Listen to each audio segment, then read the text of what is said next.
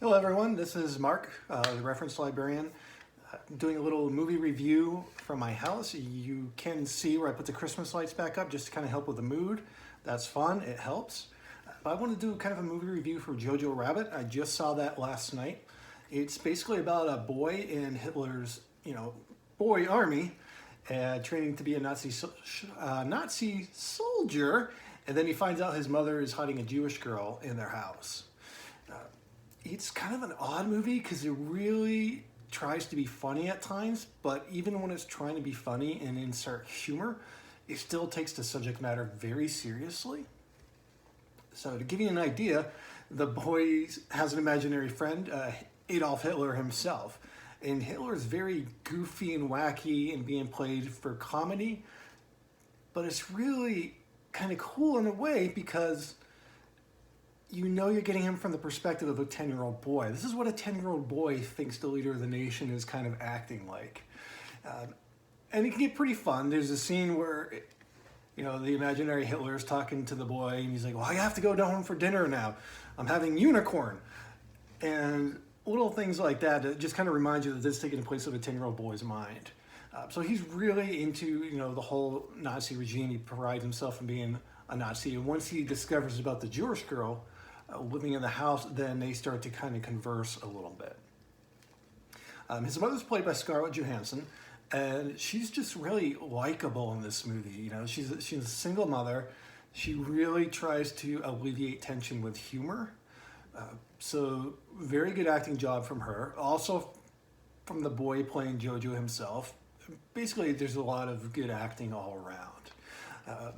The Nazis are portrayed kind of serious, but also kind of lighthearted. There's a lot of that element to this movie, but I never felt like it was actually making fun of anything.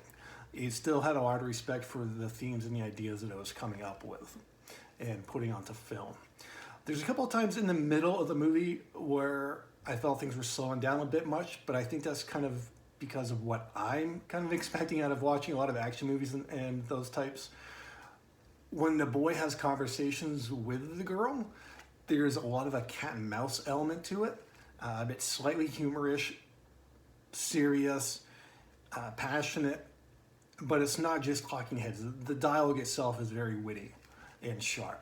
And that kind of keeps your motivation or your interest going, as far as what your motivation is to see what happens next, going throughout the movie. It felt a tad too long for me, but it's not like any one scene was boring or anything like that. Things definitely pick up, as this is kind of a war picture. Once you get later onto the movie, I don't want to spoil anything. But that's where I was kind of leaning a lot more forward in my chair to kind of see what's going to happen next. And by the time the end of the movie, I felt pretty satisfied about how the movie ended. So it is an indie film, meaning it's not going to have a lot of the traditional Hollywood formulas. It'll have a few. It's also shot a little differently. It's got very bright colors for something that's being taken place in war-torn Germany. And usually in the war movies, I see things kind of saturated of color to kind of give out the grim atmosphere. I kind of like it here because it kind of plays into the boy's youthful enthusiasm about the world around him. So that works out really well. It's shot really well. The costumes are great, colors are great, acting is great. This is the type of movie where it is, I believe it's rated R.